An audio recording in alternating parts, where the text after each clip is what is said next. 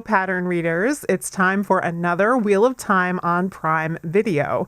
And this time I'm giving you all of my speculation for what we will and will not see in episodes 3 and 4 of season 1. This is the same idea as my Block 1 video, where I gave you everything we know about production for episodes 1 and 2, plus my predictions for what we would see in those episodes, and some changes that are likely being made. I highly recommend you catch up on that video first because it will explain some things I'm talking about in this video. Also, a similar spoiler warning here. In terms of the books, I am going to discuss material from books 1 and 2, as well as the prequel New Spring. And because I'm talking about information from the production of the show and making predictions, I may well spoil something that happens in the show or changes that are being made. If you prefer to go into the show being completely surprised, these videos might not be your cup of tea. That said, I will try to give you as much non-spoilery material as I can up front and then give you a final warning if you need to click off to avoid spoilers for The Eye of the World, The Great Hunt, or New Spring. Production for Block 2 began on November 18th, 2019, which was right after Block 1 finished, and it ran until January 28th, 2020, though there was a break for the holidays, so actual production time was a little over 8 weeks. Now let's look at the actors that we can be certain, or at least pretty sure, were filming during this block. We have our core cast of 7, of course. In addition, we have Tom, Dana, Master and Mistress Grinwell, and the 3 Tuatha'an characters, Rain, Ela, and Aram. We also have Loghain, Alana and her warder Ivan, Leandrin, Kareen Nagashi, and her warder Stepan. Other actors that are possibly include Taylor Napier, who plays Alana's other warder, Maxim. So unless Maxim becomes a new warder at some point a little later in the season, then I think he probably was there during this time, but either way, it doesn't really impact my speculation too much. We also have perhaps Jennifer Chion Garcia and Sophie Okonedo, as well as maybe Stuart Graham and Abdul Salis. But with all of these actors, we just don't have any definite information. I'm especially doubtful that the White Cloaks were included, and I'll cover Swan and Liana a bit more in my speculation. Finally, we have the actress Kate Franz, who we don't actually know for sure if she's in the cast or not. We know she was in Prague around this time for at least a few days, and she was photographed going out with a large group from the cast and crew. And we have a comment from her on a post of Taylor Napier's saying she would be on set in January. So it's pretty reasonable to think that she's in the cast, but I'll throw out the possibility that being on set does not guarantee she was working on set. Is it possible that she is friends with someone in the show and just visiting the set? We know that her boyfriend, Joe Layton, who's also an actor, was also there, and he's not in the cast. So is it possible that both of them were just visiting? We only know that she was there around January 24th, which is near the end of filming for the block. I don't have a strong feeling that she's playing a major role. A common theory was that she might be playing Elaine, but I don't think it's very likely that we're going to have Elaine only in episode 3 or 4. If she was around for Block 3, I would say it's more likely, but we don't have any evidence that that is the case. I'm not going to base too much speculation around Kate Franz because I can't be sure that she's in the cast, and my guess would have to be a minor role, if anything. I'll let you know about a few calls for extras that were filmed during this block. The first and most intriguing to me was Asians without hair. That just screamed Faldara to me. But we now know that our main group doesn't get to Faldara until Block 4, episodes 7 and 8. So could this be for something other than Shinarans? Can't really think of a good possibility. Could we, for some reason, cut to the Borderlands before our main group gets there? Not sure why. That would make sense. Or could things have been filmed out of order? There'd have to be like a great need in order to do so, and I'm not sure what that would be. I honestly don't have an answer on this one. And then we have calls for teenage extras, including ethnic types, and extras with dreadlocks. I'll come back to those two groups in my speculation. So putting a lot of things together, including who was filming when and some social media interactions, we start to get an overall picture. I'm not going to go through all of those details with you, but if you'd like to see them for yourself, you can check that out in Geeky Eri's video that I'll link for you. So it looks like starting in these episodes, we're going to get two main plot lines that we're following. The first is our main core group that seems to be roughly following the plot of The Eye of the World. And the second is a plot line centered around Loghain. And there are Aes Sedai and Warder characters who seem to be connected to that plot. So here's where I'm going to start to get into plot-specific speculation as I take each of these groups one by one. So last call to bail if you need to avoid spoilers through The Great Hunt and New Spring. I'll start with Loghain's plot first. If we consider what we first hear about him in The Eye of the World, we hear that he's successful at first. He is evading capture for a while. He's amassing followers and creating upheaval. And that's essentially what I think we'll see from Loghain in episode 3, Loghain winning. Hopefully we'll get to see him channeling some, because part of what makes people follow him is how powerful he is. Maybe we'll see him addressing crowds and otherwise showing his strength by resisting anyone who's trying to stop him. And we should see that there are also those who are afraid of him. Connected to this plot, but probably separate from Loghain at first, are several Aes Sedai and Warder characters. And it's going to be their job to track him down and stop him. So I think when we see them at first, it's going to be plotting what they're going to do to try and stop him. And it may be through these characters also that we get a sense of how powerful Loghain is. And at the same time, we might see how the different Ajahs want to handle the situation. I think we're going to get a sense of the different factions in the Tower and their politics, as well as a perspective on Loghain and men who can channel and the Dragon Reborn. I think this episode needs to convey a sense of how dangerous Loghain is, and at the same time, make viewers who are new to the series wonder, is he really the Dragon Reborn, and what does that mean? 3 Aes Sedai characters that I definitely think will be involved with the Loghain plotline are Liandrin, Alana, and Kareen Nagashi.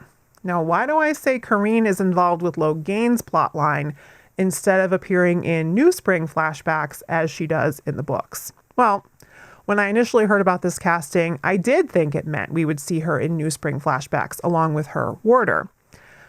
But I couldn't really think of a reason why they would choose a New Spring character for the Loghain plotline when there are so many other Aes Sedai. But looking at the pattern of who is filming when, as well as some specific social media interactions, it becomes pretty clear that that is how they're using this character. And if we look at what might happen in episode 4, I think we can make sense of why they chose Kareen. I think episode 4, called The Dragon Reborn, will feature a battle between the Aes Sedai and Loghain, and will end with his shocking capture. I also think Kareen will be killed in this episode. Why do I think that? Well, for one thing, Claire Perkins was done filming with this block, but her Warder, played by Peter Franzen, was not. If we look at what happened to Kareen in New Spring, she was tasked with searching for the infant Dragon Reborn, and she's killed off-screen by the Black Ajah. So it's possible that in this case she could be killed in battle by Loghain, but I think it's more likely that she will still be killed by the Black Ajah, and more specifically, Liandrin. It makes sense to start a Black Ajah plotline early and to create the tension of that threat. It's possible that we won't be told exactly who killed her, and that would create the tension of, we know there's a Black Ajah among them and we don't know who it is. They could try to cast suspicion on Alana, for instance. And it's also possible that they're not going to try to hide that Liandrin is a villain, and we'll know that she did it, even as other characters don't.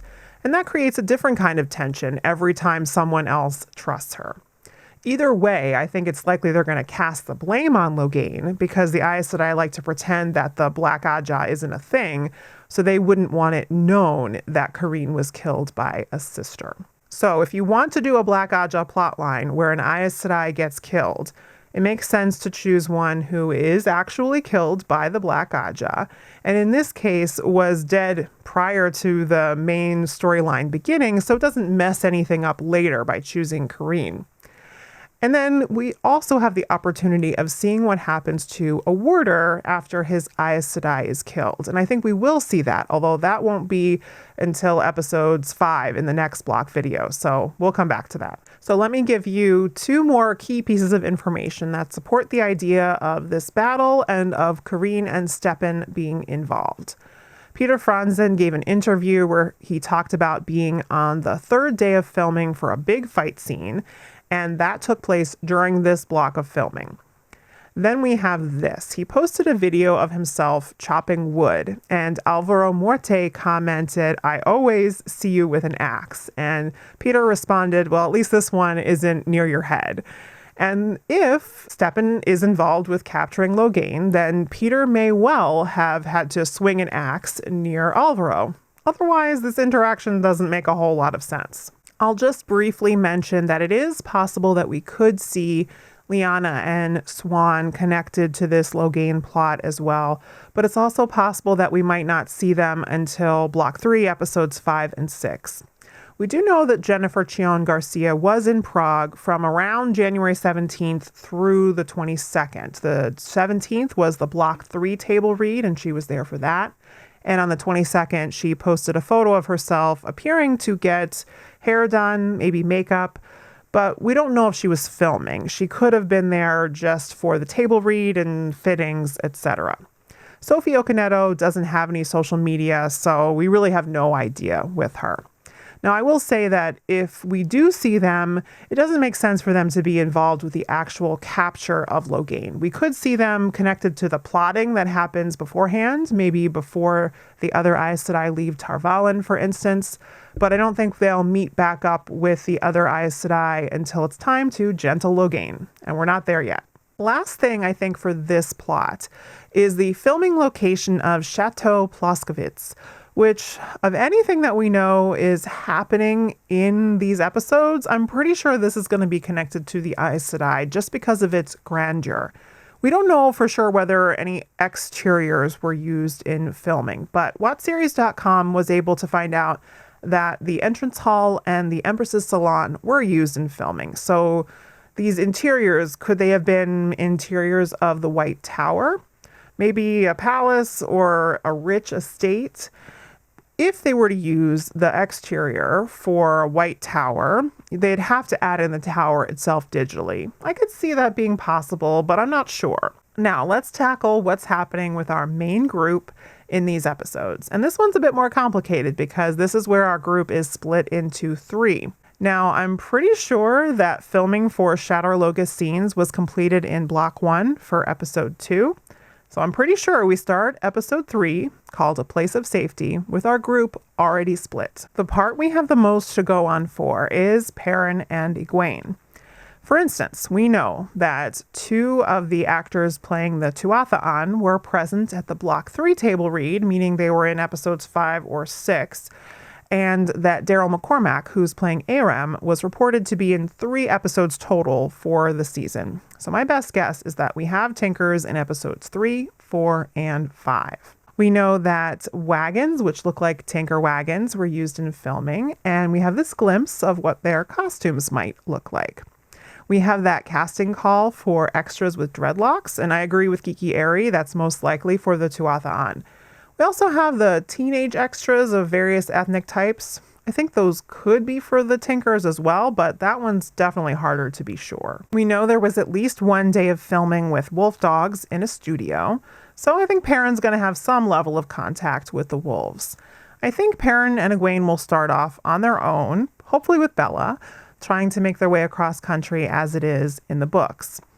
And by the end of Episode 3, I think they will have found some sort of a place of safety with the Tuatha'an, and then they'll remain with them for all of Episode 4. I hope we get to see Maria Doyle Kennedy do some singing as Ela here. Because we're talking about Perrin and Egwene, I have to bring in the most recent tease from Amazon, which is a little sound clip. It's 16 seconds long. I'll play it for you, and then we'll talk about it.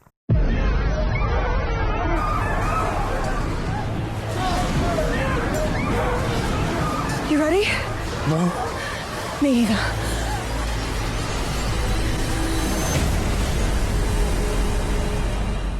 So it was confirmed by Madeline Madden that the main voices you hear in this clip are Egwene and Perrin. Egwene saying, "You ready?" Perrin says no. Egwene saying, "Me neither." And we don't really know the context of what's happening here, but I'm throwing it in here because we know that Perrin and Egwene are going to be together probably for all of episodes 3 and 4. So it could take place in these episodes. I will say though, it's probably something a bit unexpected, not something that would be really obvious from the books, because Rafe Judkins put a challenge on Instagram for someone to guess what they were ready for, and he didn't think anyone was going to guess it. People threw out all kinds of options from all over the eye of the world, pretty much anything you could think of. No one got it exactly right, because Rafe mentioned that there was a detail in this scene that's not in the books that made him confident that no one was going to get it. One person apparently came very close. Just keep in mind, people guessed pretty much anything you can think of, including all the obvious answers, and none of them were quite right. So we got to think a little bit more out of the box when it comes to this clip. I actually kind of lean towards it not taking place in these episodes, but rather being from episode 1 as they're getting ready to leave Emond's Field, but we don't know. I have to address an obvious absence in the Perrin and Egwene story, and that is Elias.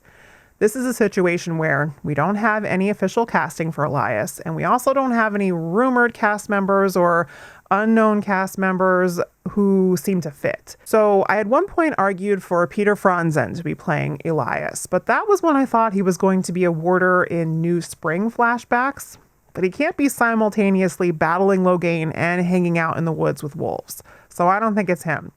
I actually think that we're probably not going to see Elias in season 1, but the character may be introduced later.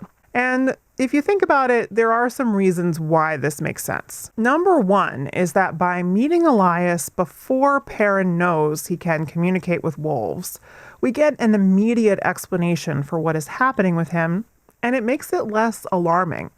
Perrin's still afraid of it, but it doesn't really make sense when we have Elias as a positive example of someone who has a useful ability and seems to have a pretty good balance of his human and wolf sides. Now, if we don't have Elias giving that explanation, then whatever's happening with Perrin and the wolves could be legitimately more alarming. We could still get some explanation for it eventually through characters who are somewhat familiar with wolf brothers like Moiraine and Lan. The second reason why they may have wanted to delay an Elias casting is he's another one of these characters that disappears for a long while in the story. And that's probably always a hassle when you have to hire actors in that way. And if it can be avoided, they might want to bring him in only when he's going to stick around for a while. So let's talk Moiraine, Lan, and Nynaeve. In the books, we don't get a whole lot of them during the split. They're mainly tracking other characters. So I think what's really important to see from these characters in these episodes is not necessarily any action scenes, but the interpersonal interactions and dynamics among this trio, because it's really interesting and they would all benefit from more development than we got in the books. We have Nynaeve and Lan falling in love. We have the tension between Moiraine and Nynaeve. And we have the bond between Lan and Moiraine, all of that to explore. It'll also be interesting to see if this is where we get the reveal that Nynaeve can channel, as it is in the books, and whether they use that same coin mechanism for tracking. I kind of think it won't be exactly the way it is in the books with the coins, because if they stuck to it, it would highlight Rand, Perrin, and Mat as separate from Egwene and Nynaeve right at the beginning. But I think there'll be some kind of power-related explanation for how Moiraine is able to track the others. Finally, we have Rand and Mat and Tom. And this is, again, where I struggle the most. Anything to do with Tom has been difficult for me to figure out. I still think the ideal way to introduce Tom would be in episode 2 in Baerlon. But, as I mentioned in my previous block video, we just don't have evidence that Alexandre Wilhelm was filming during Block 1. If he was, it was kept under wraps because his casting wasn't announced yet. But we have to talk about the possibilities for if Tom is introduced in episode 3 post Shadar Logoth. The obvious downside here is that if this is the case, he only gets to interact with Rand and Mat and no Moiraine interactions. But we have to talk about how it might work. If we get Bail Domon and the spray, we could have Tom already on board the boat. What would work about this is that it sort of forces him to interact with them and keeps him with them for long enough that he would have the opportunity to find out a little bit about what's going on with them and to want to help them. But I don't know if we're going to get Bail Domon in the boat. We again don't have a casting or even really a rumor to support this. I'll throw out the possibility. We do have this rumored casting of Phil Snowden, supposed to be playing a character called Steve, and he kind of looks like a Bail Domon. I don't really think Steve is going to be the actual name of his character, though I don't know how that ends up being a code name for Bail Domon. But he looks the part at least, so it wouldn't shock me. In a way, I love this idea because I really do enjoy Bail Domon. And traveling by boat is also a good variation, so we don't have everybody on foot or horseback. It's also a realistic way for Rand and Mat to get ahead of everyone to Caitlin. But again, we just don't have a lot to support the idea. So what if we don't get the boat? We do know that at some point we're going to see Tom giving a Gleeman performance at an inn, because Rafe Judkins mentions this, and we know it was during Block 2 filming. So maybe Rand and Mat get to an inn, and they see Tom performing, and that's how they meet him. I do think we're going to see the character of Dana be another inn performer. And I think that because of the name similarity to Dina, who was Tom's lover and apprentice in The Great Hunt, and because Azuka Hoyle is a musical theater actress. So could Tom and Dana be performing together? Perhaps, but not necessarily. By the way, I'm not seriously entertaining the idea that Dana is going to be another Tuatha'an character because of the way her character was announced, along with the Grinwells, as being along the Caemlyn Road.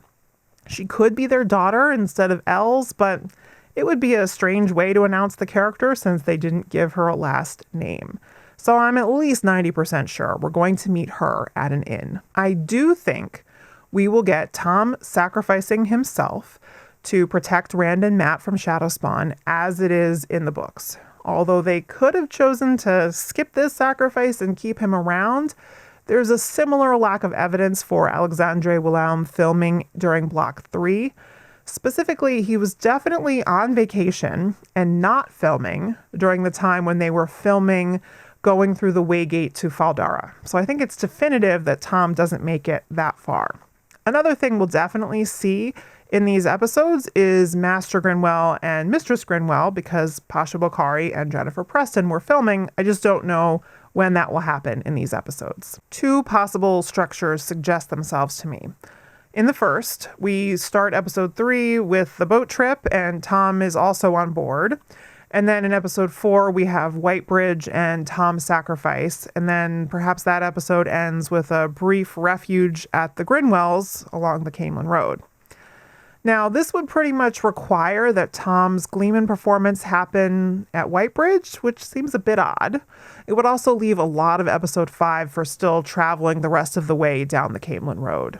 The second possibility is that Rand and Mat are just on the Caemlyn Road, right from the beginning of the split through both of these episodes all the way to Caemlyn. In this case, they might skip Whitebridge, and the order of events might not really follow the books. The only real necessity to structure that I see is that if we're just meeting Tom, he should travel with them for a while, and he should meet them early in episode 3 and in dramatic fashion, so it gives him a reason to travel with them. And then his sacrifice should come later in episode 4, so it would give more weight to it. So in this case, Tom may end up being with them most of the way towards Caemlyn. This way would allow for the possibility of getting Rand and Mat all the way to Caemlyn by the end of episode 4. So Tom would either already be with them from episode 2, or we meet him early in episode 3 at an inn, and he continues on with them after they're attacked by Shadowspawn or a Dark Friend. Dark Friend candidates include our friend Steve again, as well as Dana. even though I think she is going to be an in performer, she could be a dark friend as well. And at some point, Tom is going to sacrifice himself when a Fade shows up. And then maybe at that point, we get the ride from the Grinwells, and they take Rand and Mat all the way to Caemlyn. In this idea, I think we're condensing a lot of this whole plot line. Somewhere in there, we're going to have Rand channeling and getting sick. Plus, of course, we have Mat growing increasingly paranoid with the dagger's influence. On the whole, I think I prefer this idea. I love you, Bail Domon, and I might be pleasantly surprised to see you, but we might have to wait for that. In this case, Rand and Mat traveling faster is accomplished by them sticking to the road while the others go across country and get sidetracked. And I also really hope that somewhere along the Caemlyn Road, there's a village they call Four Kings, and that we get a similar plot and atmosphere, because it is one of my favorite parts of the Caemlyn Road sequence. I'll end by referring to a few other filming locations and discuss how those might have been used. This is a generic picture from the Forest of Brudity, where we know filming took place, and honestly, this could have been so many different things and probably was used for multiple scenes in different locations. We have this open area in Milovic, and this could have been a lot of things as well. For some reason, the battle between Aes Sedai and Loghain jumped to mind, but that's just a pure guess. Velka America is an old quarry. As you can see here, this is a different set. This is the one that we believe was used for Wheel of Time, and to me it sort of looks like a village set. But the other noteworthy thing about this location, of course, is the water, and that they may have wanted to make use of that somehow. Finally, they had planned to film in this open-air museum, but they may have had to cancel due to a fire. But again, it looks to me like another possible village set. So that's it for Block 2. Be sure to let me know in the comments what you think of these possible changes. How do you feel if there's no Bail Domon and no Elias in Season 1? What about the possible changes to Tom's plotline? Do you think Rand and Mat are going to get to Caemlyn by the end of Episode 4? And what are you excited for in Loghain's plot? As always, be sure to like, subscribe, hit that notification bell so you don't miss upcoming Wheel of Time content, including Elaine speculation and my Block 3 predictions. See you next time.